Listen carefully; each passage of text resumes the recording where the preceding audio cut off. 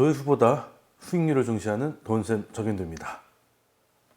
이번 시간은요, 제가 지난 시간에 이제 강의를 실컷 찍고 올리려고 했더니, 부양책 관련해 가지고 부양책이 지금 굉장히 중요한 키다 이렇게 설명을 드리고 업로드를 하는 과정에 트럼프가 트윗을 해서 이 경기 부양책 협상을 중단하라 라고 해서 잠깐 시장이 좀 빠졌다가 그 이후로 다시 좀 돌아온 상황인데요. 그래서 상황이 좀 많이 바뀌었기 때문에 뭐 사실 크게 바뀐 건 아닌데 어쨌든 그런 이벤트가 있었기 때문에 한번 또 설명을 드리려고 또 이번 시간 준비를 해봤습니다. 자, 트럼프가 지금 확진 판정을 받았다가 이제 퇴원까지 했죠. 근데 이제 잘 모르시는 분들이 퇴원한 게 이제 음성 판정을 받아서 이제 완치된 줄 아는데 그거 아니라는 거 아시죠? 일단 치료를 이제 백악관에서 계속 한다는 건데, 뭐 의료진들이 몸 상태가 좋고 심지어 이제 대통령이니까 가서 거기서 일을 해라 뭐 이런 식으로 얘기를 했다 그러는데, 아마 이게 트럼프가 처음 확진 나왔을 때 그 동정표가 있을 거라는 말도 있었어요. 실제 보리스 존슨 영국 총리 같은 경우는 그때 그 내각 지지율이 한 40% 정도 됐었는데, 그 확진 뉴스가 나오면서 뭐 응원을 하는 것도 없잖아 있었고 동정표도 있었는지 지지율이 뭐 순간적으로 한 70% 올라가기도 했었는데, 트럼프는 그러지 않았어요. 트럼프는 동정표 같은 건 없었습니다. 그래서 오히려 자신의 그 확진이 그 지금 대법관 임명을 둘러싸고 갈등이 더 깊어져서 부양책이 대선 전에는 합의가 이루어지지 않을 거라는 생각이었다가 이제 트럼프가 이제 그 확진이 되고 하니까 공화당도 뭔가 필요해서 오히려 이거 합의 가능성이 높아지는 것 같아서 증시가 오히려 반등을 해버리니까 증시가 더 잘 나가고 세상이 별일 없이 돌아가는 거다 보니 지금 트럼프가 가장 자랑하는 게 경제고 증시잖아요. 그런데 본인이 지금 어떻게 될지 모르면 자기 굉장히 힘들고 아픈데 트윗도 뭐 물론 나중에 스트레이도 맞고 엄청나게 했지만 초반 한 이틀 정도는 지난 강의에서 보여드렸다시피 한두 개밖에 못했잖아요. 굉장히 좀 앓고 있었는데 세상이 아무 문제 없이 잘 돌아가는 것 같으니까 주도권을 한 번도 놓쳐본 적도 없고 놓치는 꼴을 볼 수도 없는 트럼프가 뭐 증시뿐만이 아니라 이제 그 전국의 주도권을 잡기 위해서 한번 이걸 부양책을 캔슬을 한번 놨는데,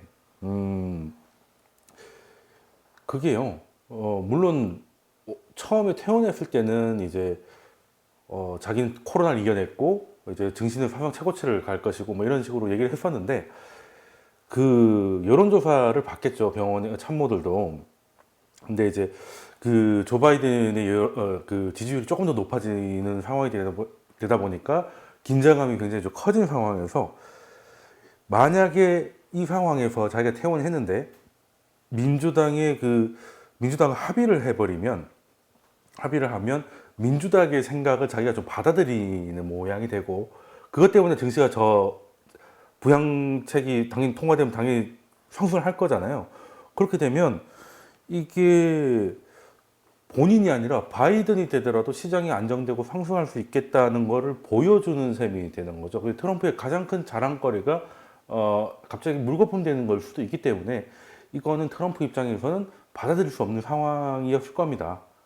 그래서 이제 캔슬을 놨는데, 이것도 이제 이렇게 되면 모든 이목이 이제 본인 트럼프한테 집중이 될 것이고, 당연히 뭐 민주당 같은 경우는 이제 엄청나게 비판을 했죠. 사실 저도 그 뉴스를 처음 봤을 때 물론 승부사 기질이 있고 다 대본이 중요하고 하지만 정말 나라보다는 자기밖에 모르는구나 이런 생각이 좀 없잖아 있었는데, 펠로시 하원 의장 같은 경우도 지금 이제 그 끔찍한 실수다, 끔찍한 실수고 나라는 전혀 생각하지 않고 본인의 선거만 생각하고, 그래서 지금 백악관도 자기 때문에 미국에서 가장 위험한 지역이 됐다고 굉장히 강력하게 비판을 합니다.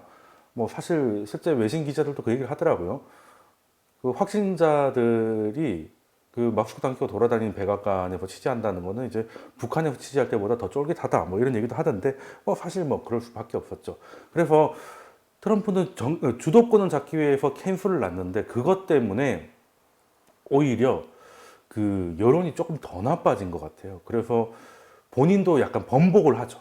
번복을 합니다. 일단 취소하라고 해놓고는 이제 개인들, 그러니까 일반 대중들한테 가장 피부로 와닿을 만한 뭐 $1200의 현금 지원이라든가, 아니면 지금 이제 항공사가 좀 굉장히 위험해서 지금 수만 명이 해고될 수도 있는 상황이다라고 해서 지금 펠로시도 뭔가 움직이려고 했잖아요. 그리고 항공사의 지원에 대한 프로그램, 그리고 PPP, 그러니까 중소기업들의 이제 급여 보호 프로그램 이런 것들을 빨리 통과시켜야 된다. 나는 사인할 준비가 돼 있다. 뭐 듣고 있는 펠로시 뭐 이런 식으로 얘기를 했는데, 예, 이것도 사실은 그래서 그런 말도 있습니다. 아, 제가 스트레스를 받더니 정신이 왔다 갔다 하는구나. 뭐 이런 것도 직관적으로 느낄 수가 그런 생각을 할 수도 있겠는데, 일단 자기가 던졌을 때 여론이 악화됐으니까 사실 지금 트럼프 지지층들은 부양책이 안 된다는 게 굉장히 힘들 수 있거든요.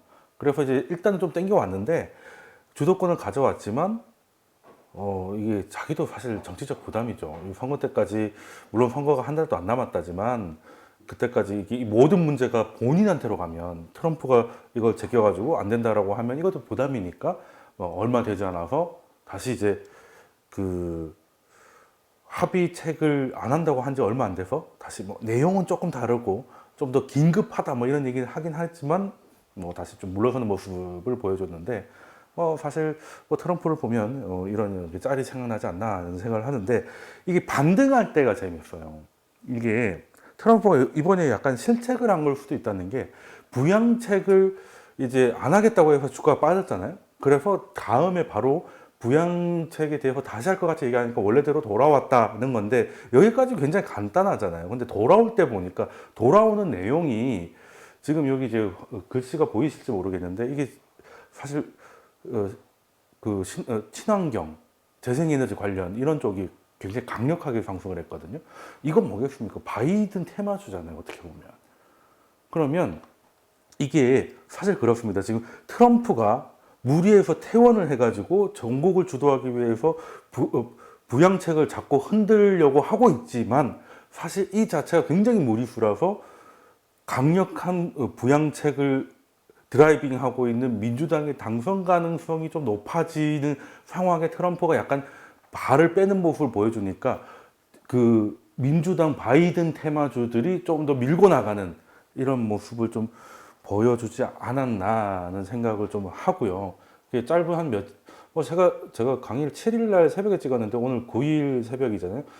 그 한국 시간 새벽 4시 6분 정도 됐는데 그 사이에 어떻게 보면 좀 더 까먹었지? 이제 트럼프가 뭘 이렇게 한 것 같지는 않다는, 물론 온라인에서 팔로워가 늘었고 좋아요 수가 늘었다는 건 말씀을 드렸고요.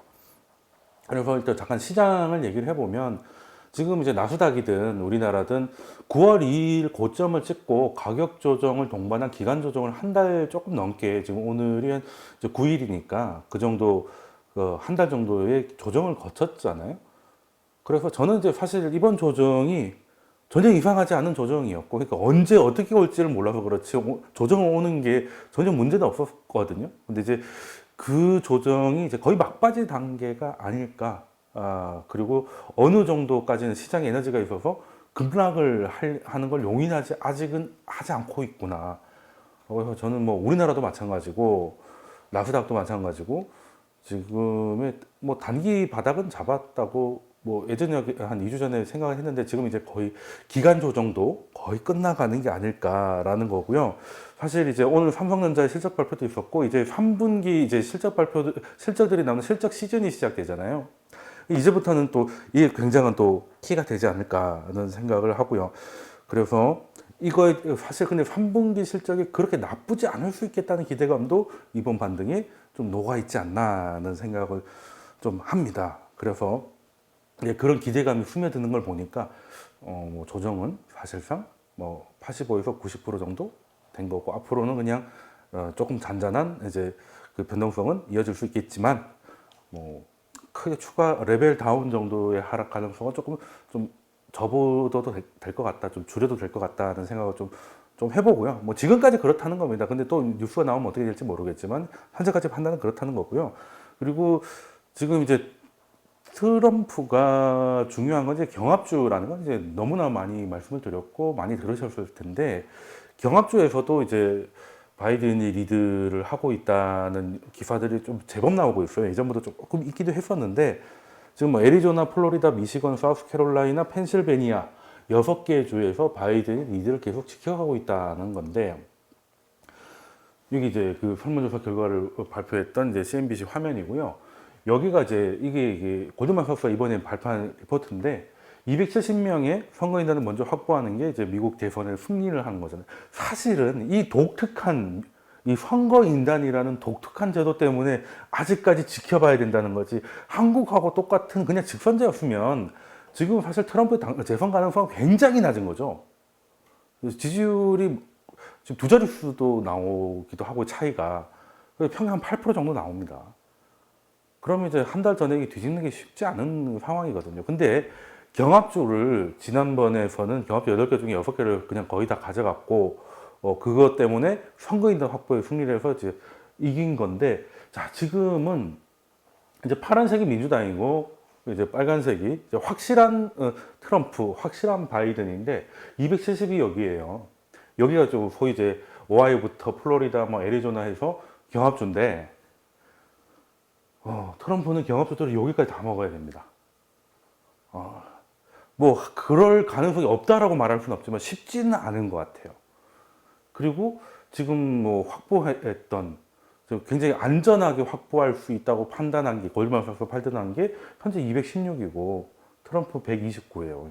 쉽지 않을 수 있겠다. 그래서 지금 보면 월가의 반응, 그러니까 금융시장의 반응을 보면 지난 시간에도 설명드렸지만 사실 바이든 대통령을 상정하고 있는 거 아닌가 하는 생각도 한 번씩 들고요. 그래서 지금의 시장의 키는 트럼프의 재선이 아니고 트럼프가 불복할 거냐, 승복할 거냐, 뭐 이걸로 가는 듯한 느낌도 없잖아 있다. 물론 이번에도 이변이 일어나지 말라는 법은 없지만 두 번의 이변이 가능할지는 좀 지켜봐야 될 것 같아요. 그래서 사실은 또 미국이 이렇게 독특하지만 않았어도 이렇게 불확실성이 높을 상황이 아니었는데 일단은 미국의 제도는 좀 재밌으니까 좀 지켜보겠다는 건데 현재 상황은 2016년보다는 민주당이 조금 유리한 상황이 아닌가 싶기도 하고요. 그래서 제가 조금 전에 나스닥이나 이런 것들도 어느 정도 바닥이보다는 이제 조정을 한번 겪었는데 그 조정이 이제 마무리되고 그렇다고 뭐 앞으로 쭉 가는 건 아니겠지만 한 번씩 있을 수 있는 조정이 마무리되고 있다는 거고요. 이거는 이제 닷컴 버블하고 지금하고 좀 비교를 한 거거든요. 이제 점선으로 되어 있는 게 1999년 닷컴 버블이고 그리고 이제 하늘색으로 되어 있는 게 현재 2020년부터입니다. 이게 뭐 코로나 때문에 약간 이게 왜곡이 생겼지만 뭐 비슷하게 가고 있죠. 근데 이게 꼭 이렇게 간다는 건 아닙니다. 뭐 그렇게 예전에 그랬다는 거죠. 예전에 그랬다는 건데 그래서 이제부터는 뭐 9월 2일부터 시작했던 기관 조정은 뭐 상당 부분 마무리 단계로 보고요. 그래서 급등 아니더라도 그러니까 반등이 마무리됐다고 해서 급등이 나오는 게 아니에요. 이제 더 이상 이제 하방 연기성을 확인하면서 그냥 옆으로 더 갈 수 있는 거지. 그러니까 두 가지 케이스. 그냥 옆으로 가든지 반등하든지 추가 하락이잖아요. 근데 추가 하락의 가능성이 좀 많이 낮아졌고 앞으로 이 두 개가 있는데 지금 같은 경우는 실적이 앞으로 요렇게 갈 것이냐 요렇게 갈 것이냐 결정하는 키가 되지 않을까 생각을 합니다. 그리고 주식하시는 분들은 다 느끼시겠지만 이제 유동성 풀어가지고 이제 온 건 여기까지 많이 왔잖아요. 이제 진짜 강세장은 실적 시즌에 강할 때, 그 기업들의 실적이 좋게 나오니까 주가 그냥 갈 수밖에 없고, 그리고 실적 시즌에 강한 장이 진짜 강세장입니다. 앞으로 강세장이 된다는 게 아니라 실적이 잘 나오면 그럴 수 있다는 거고, 저는 그럴 가능성도 무시는 못한다고 봅니다. 무시는 못한다고 보고, 뭐 삼성전자도 굉장히 뭐 좋았잖아요. 근데 삼성전자 발표하면 빠지는 게 뭐 무슨 삼성전자 실적이 놀랍게 나오는 게 전혀 놀랍지 않아서 그런 건지 뭐 어쨌든 늘 그래왔는데 중요한 거는 실적 시즌이 강한 장이 진짜 강세장이다라는 거. 앞으로 좀 이제부터 실적을 좀 봐야겠다라는 거고. 오히려 대선 불확실성은 예전보다 조금 줄었고 이제는 실적이 그 이제 중요한 비중을 차지하는 것 같다는 거 말씀드리고요. 자, 그러면 한번 생각해 볼게요. 뭐 실적은 어떻게 될지 이제 보면 되는 거니까 바이든 대통령이 되면 그리고 이제 상하원도 선거를 같이 하지 않습니까? 쉽게 말해서 지난 강의에도 제가 뭐 시나리오를 몇 개 말씀드렸는데 세 개 전부 다 싹쓸이를 해버리면 대통령 바이든 상원 장악, 하원 장악. 하원은 뭐 사실 기정사실이고 그러면 어떤 일이 일어날까? 어떤 일이 일어날까? 일단 뭐 바이든이나 민주당에 대한 강의를 좀 들으셨거나 이해가 있으신 분은 가장 큰 두 개는 일단 법인세를 이제 복구하는 거죠. 인상이라고 보기에는 트럼프가 35, 최대 35였던 걸 20일까지 많이 낮췄잖아요. 이거를 뭐 35로 다시 올린다는 건 조금 너무한 것 같고 28% 정도, 한 7%. 골드만삭스도 그정 7% 정도를 복구시킬 거라고 보고 있더라고요. 네, 저도 그 정도라고 생각을 하고 한다면 시기는 좀 그 바로는 아니겠지만 그 다음이 공격적인 재정 정책입니다. 지금만 해도 당선되기 전에도 지금 합의가 안 되는 이유가 민주당이 워낙 크게 쏘자는 것 때문에 안 되는 거잖아요. 그러면 만약에 뭐 대통령, 의회를 다 장악했는데 대규모 재정 정책을 쓰지 못할 이유도 없지 않나 하는 거고, 그리고 세금도 지금보다는 좀 올라갈 것이고, 그리고 또 얘기가 나올 수밖에 없는 게 최근 이제 상승을 해도 페이스북 같은 건 좀 상승폭이 좀 약해요.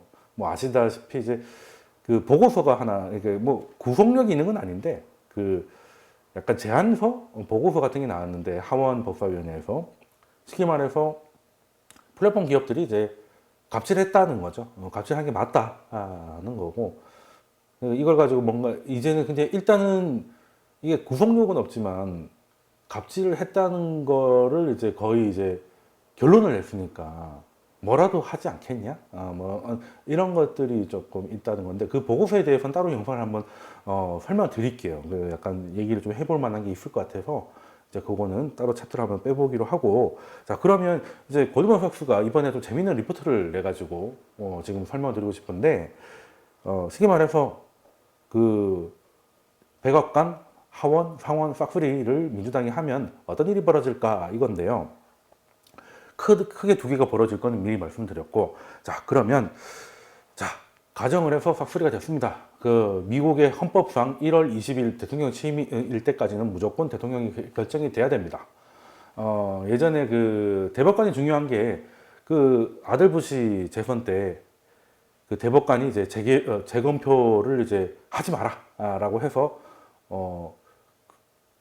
그 아들 부시의 당선이 확정됐지 않습니까? 근데 그것도 잘 보면 대법원이 그러니까 결정을 내준 거는 이제 재개표를 할 거냐 말 거냐였거든요. 근데 재개표를 하려고 할 때 대법원까지 오는 시간이 있었기 때문에 사실 재검표하고 좀 문제가 생기면 1월 20일까지 대통령이 없게 되는 상황이 올 수도 있거든요. 헌법으로 지정이 되어 있기 때문에 그 날짜가. 그래서 이제 연방대법원에서도 야 그냥 결론 한번 나왔는데 뭔가 좀 싸하다고 다시 까는 거 그냥 하지 말자가 된 것 같아요. 뭐 그럴 수도 있습니다. 왜 일단 그날에 나라의 대통령이 있어야 되는 것도 중요한 헌법적 가치였기 때문에 그렇기 때문에 만약에 지금 트럼프가 이제 그냥 누가 봐도 이건 재검표 할 필요도 없고 차라리 재검표를 하자 그러면 그냥 쿨하게 해줄 정도로 이제 차이가 나면 이제 깨끗할 것이고 뭐 아닐 것이고 이런 별 얘기가 있는데, 일단 여기서 시나리오의 전제는 이제 바이든 당선이니까 1월 취임할 때부터 대규모 재정정책, 공격적인 재정정책을 발표할 거라고 보고요. 최소 2조 달러는 할 거다. 뭐 지금도 뭐 벌써 2조 달러는 뭐 넘게 해야 된다고 뭐 그러고 있는데 뭐 2조는 기본 요금이 아닐까? 뭐 3조도 가능할 거다라는 생각을 하는데 어디다가 그걸 쓰냐? 인프라죠. 인프라에 쓰고 뭐 이제 또 바이든 같은 경우는 워낙 날씨나 기후 환경에 관심 많으니까 기후 그리고 헬스케어 그 약가를 약간 인상하는 쪽입니다. 민주당 같은 경우는 그쪽이고, 교육 분야에 좀 꽤 크고 한 번이 아니라 좀 장기적인 플랜을 보고 이제 가는 장기 지출 계획이 좀 나올 거라는 거죠. 재원 조달이 중요할 텐데 여기에는 뭐 당연히 국채 발행도 있을 것이고, 그리고 이제 다시 좀 올라가는 법인세나 아니면 좀 고소득층의 그 소득세율을 조금 더 높여가지고 이제 세원도 확보를 하고 뭐 국채를 발행해서 뭐 이렇게 할 가능성이 좀 높다고 보고요. 일단 중요한 게 경제가 완전 고용, 그러니까 뭐 예전처럼 코로나 이전처럼 한 4% 실업률이 4% 이하로 내려가고 뭐 이런 거, 그리고 2018년처럼 인플레이션이 2% 정도에 도달하더라도 연준이 그 얘기를 했지 않습니까? 그냥 선발른다고 2% 선발른다고 바로 금리 인상할 거 아니라고 했으니까 이제 그거를 당연히 연준이 말을 바꾸지 않는다면 이 정도의 재정 지출로 미국의 GDP는 임기 초에 지금 안 한 것보다 2에서 3% 정도의 추가 성장률이 나올 것이다 라고 보고 있더라고요. 물론 이제 이게 나중에는 재정정책은 이제 물가를 자극하잖아요. 통화정책보다는 당연히 뭐 인플레이션 자극을 할 건데, 이게 나중에는 뭐 0.2% 정도 근원물가, PC 물가 기준으로 0.5%, 0.4% 정도의 물가 인상 효과도 있을 것인데, 이건 조금 시간이 걸릴 문제고, 집권 초기에 인프라 투자가 집중되면 그 해에는 좀 지금보다 더 2에서 3%의 GDP 성장률이 나와주면, 경제만 딱 놓고 보면 세부적인 거 빼고 코로나 이전 수준으로 돌아갈 수도 있겠다는 전망을 좀 하고 있더라고요. 하고 있고, 저도 충분히 동의를 합니다. 이 부분에 대해서. 특히 재정 정책이 좀 사실 공화당이 되고 공화당이 황혼이 되고 트럼프 대통령이 된다 하더라도 어느 정도의 부양책은 필요할 겁니다. 지금은 부양책 없이 파월 의장이 그 얘기 했었습니다. 며칠 전, 어젠가요? 부양 정책 없이 갈 수 없다. 그 정도로 자생적으로 경제가 가기에는 갈 길이 멀다라고, 이거는 누가 봐도 나오는 건데, 지금은 이제 선거를 앞두고 좀 노이즈가 낀 상황이고, 그래서 이렇게 재정 정책을 쓰게 되면 통화 정책으로 그냥 돈을 풀고 하는 것보다 물가가 당연히 더 자극이 되기 때문에 연준의 금리 인상이 예상보다 한 2년 정도 빨라질 가능성이 있다라고 하는 건데, 지금 연준은 2023년까지 그냥 고정으로 점도표로 얘기를 했잖아요. 근데 골드만삭스 같은 경우는 근데 23년까지는 그냥 보장인 거고, 아직 연준의 입장에서는 이제 그때까지는 제로 금리, 그 다음 23년 지났다고 바로 올린다는 건 아닌데, 만약에 이런 재정 정책이 쓰인다면 골드만삭스 같은 경우는 2025년, 저도 한 그 정도 봤거든요. 금리를 다시 인상을 할 시기가 25년 정도 될 건데, 재정정책이 이렇게 들어가면 23년 정도부터는 어느 정도 가능하지 않겠나라는 생각을 좀 하고, 리포트에서도 그런 얘기를 하고 있더라고요.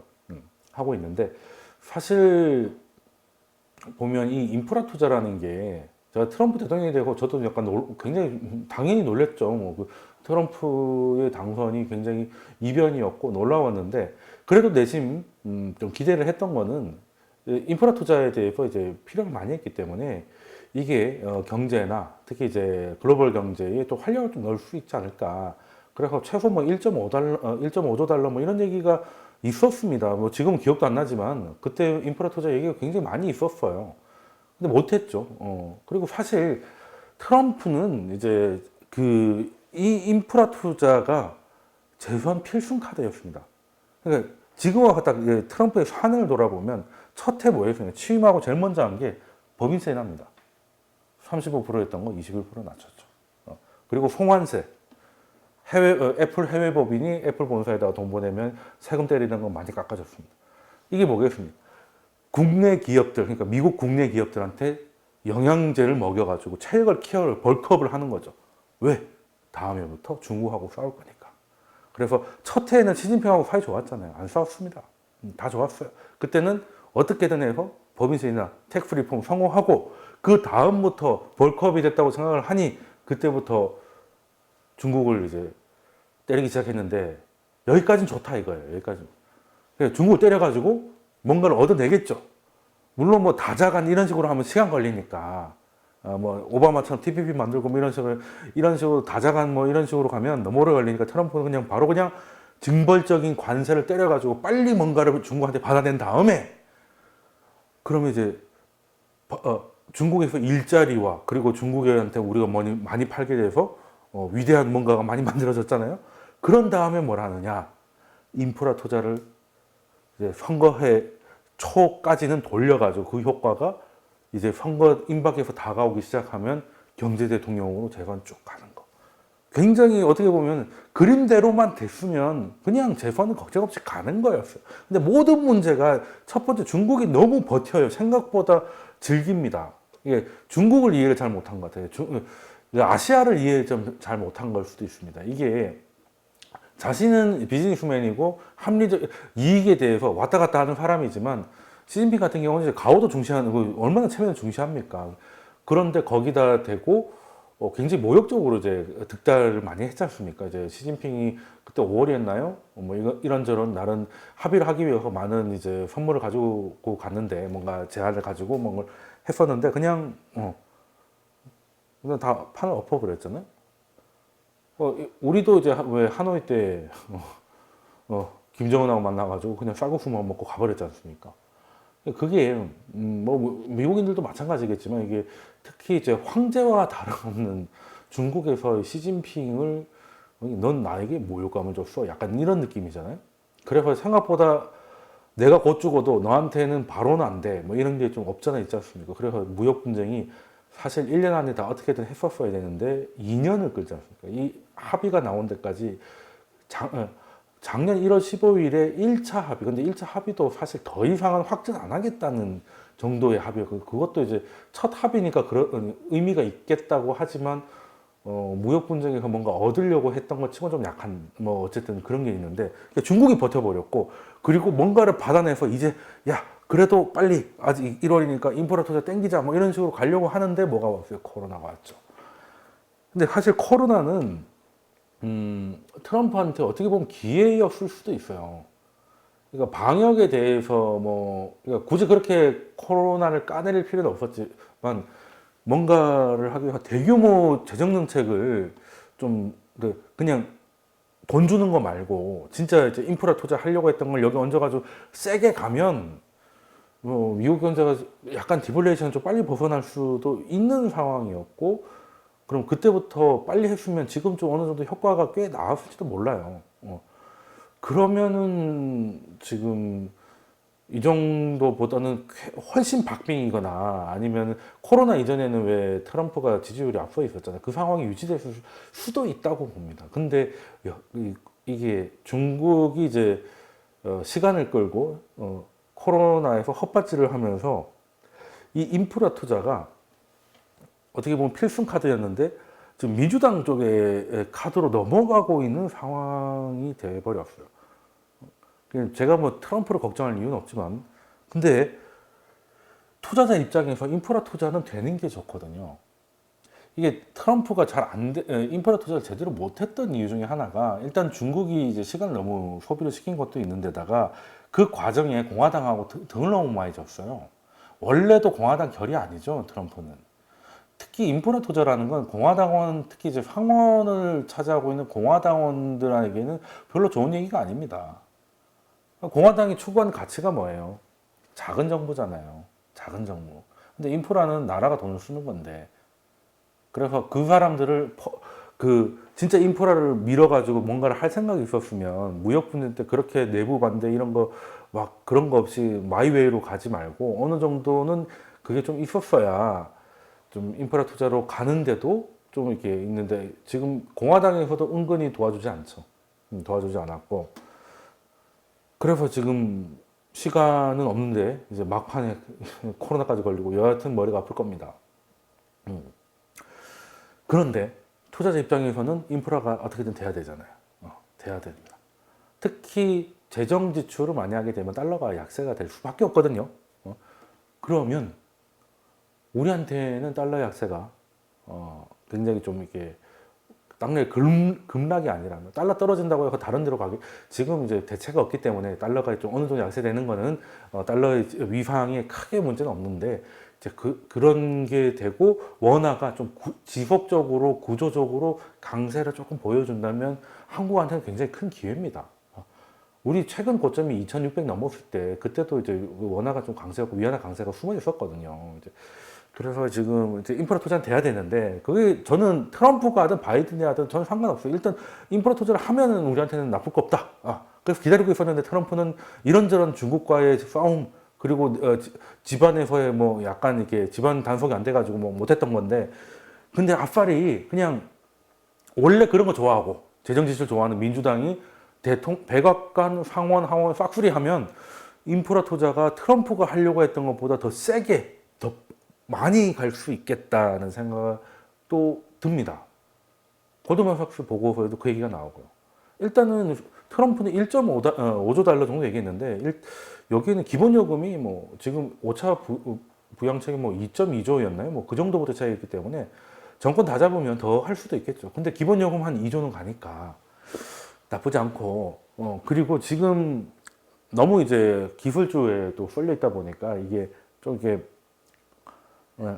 추가적인 뭔가를 하기 좀 부담스러운데 다른 섹터들한테 이제 숨통을 돌리는 하나의 그게 될 수도 있겠다는 좀 생각이 좀 들어서, 그래서 지금은 어떻게 보면 만약에 이제 싹쓸이가 되면 인프라 투자의 실현 가능성은 오히려 높아진다. 오히려 높아진다는 것이고, 그것 때문에 이제 결론은 아무래도 재정 정책으로 돈을 많이 쓰게 되면 그 중앙은행이 금리를 낮추는 거는 이제 통화 정책으로 좀 간접적으로 가는 것이고, 재정 정책은 직접 어디다 집행을 하는 거기 때문에 그 인플레이션 자극이 조금, 그렇다고 물가가 세게 갈 것 같지는 않습니다.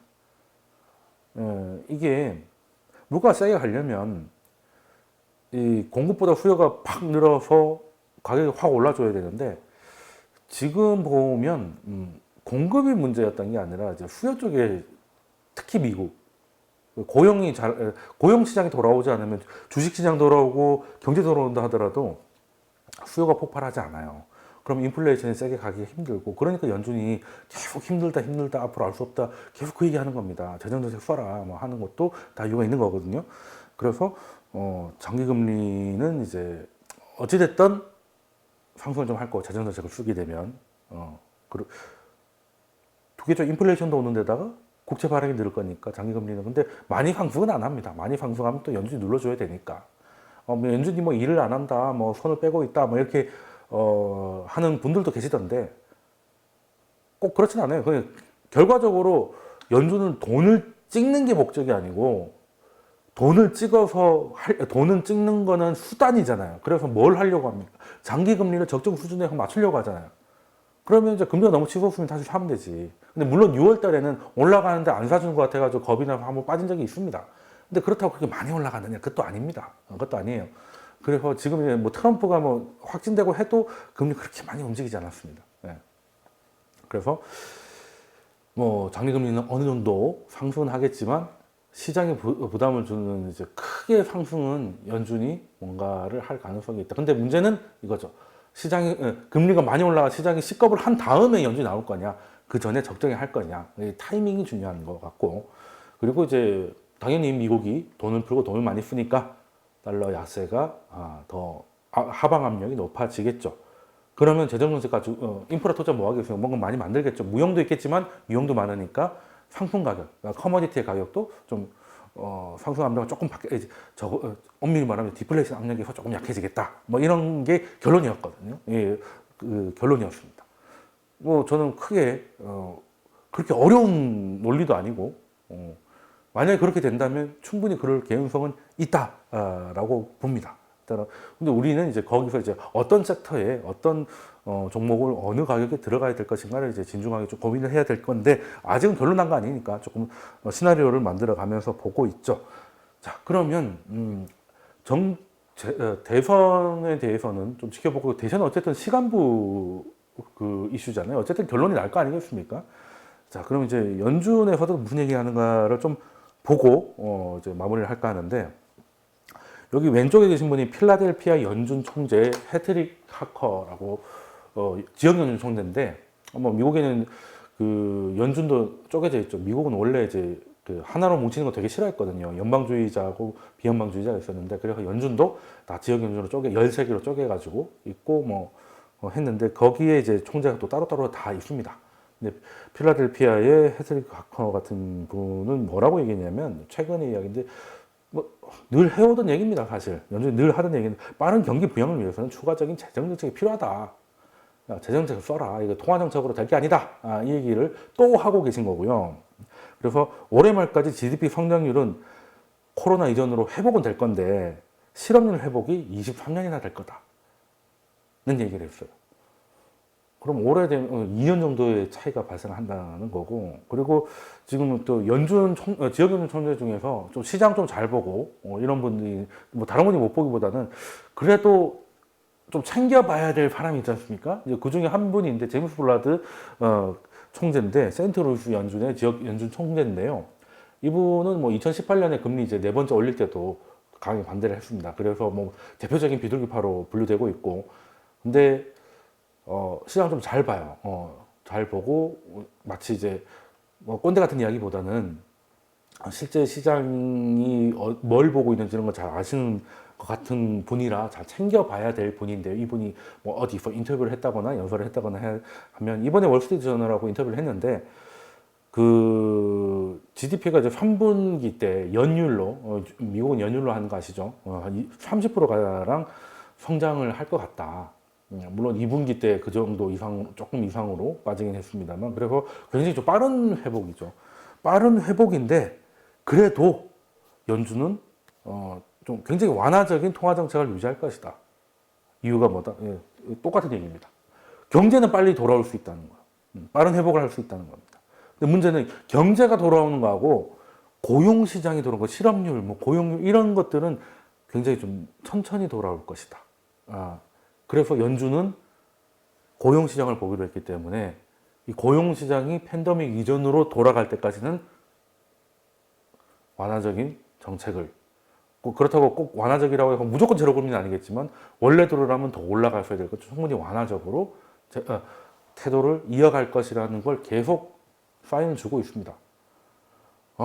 이걸 보면 뭐 어쨌든 뭐 투자라는 게 쉽지가 않잖아요, 그죠?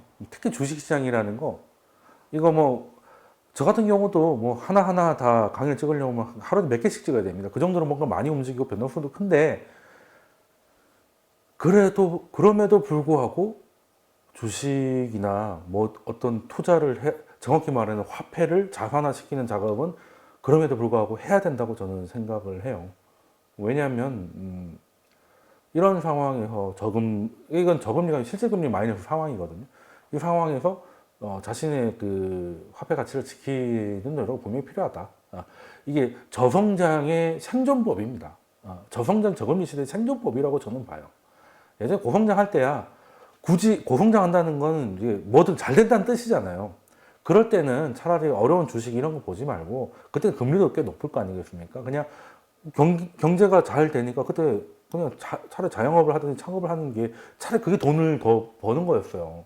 예전에 보면 다 우리나라도 뭐 두 자릿수 GDP 성장률 할 때는 다 그냥 다 사장님 했지 않습니까?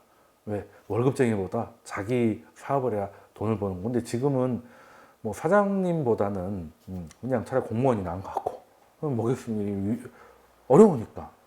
꼭 코로나 이전이라고 해서 뭐 무조건 좋은 것도 아니거든요. 원래 어려웠다 졸라 어려워진 거죠. 그런 상황이다 보니 이제는 뭐 열심히 해가지고 되지 않는다는 거는 뭐 그렇다고 열심히 안 하는 건 아닌데, 열심히 하면 보통 풀칠하고 열심히 안 하면 이제 뒤지는 뭐 이런 상황이 되다 보니까 본능적으로 사람들이 아는 것 같아요. 본능적으로. 그러니까 뭔가를 이거를 하면은 더 좋다라고 하면 아이고 뭐 그럴 수도 있지, 해도 그만 안 해도 그만인데, 이거 안 하면 죽는다고 판단이 되면 그때는 사람들이 좀 더 훨씬 적극적으로 살아야 되니까. 그래서 그냥 이거는 그냥 글로벌이 다 이런 거는 글로벌이 다 지금 저성장이니까요. 이런 상황이 이어지고 있고, 거기에 적어도 연준이 완화적인 태도를 하고 있는 동안만큼이라도 해야 된다. 2018년 이럴 때처럼 약간 그 논란이 있을 정도로 연준이 금리를 좀 이렇게 강하게 인상하고 있을 때는 안 하는 게 맞을 수도 있어요. 그때 물론 뭐 나스닥은 계속 뭐 어느 정도 갔지만 그 외에 시장은 좋지 않았고 우리나라도 굉장히 힘든 시간을 보냈잖아요. 그럴 때 안 해도 돼요.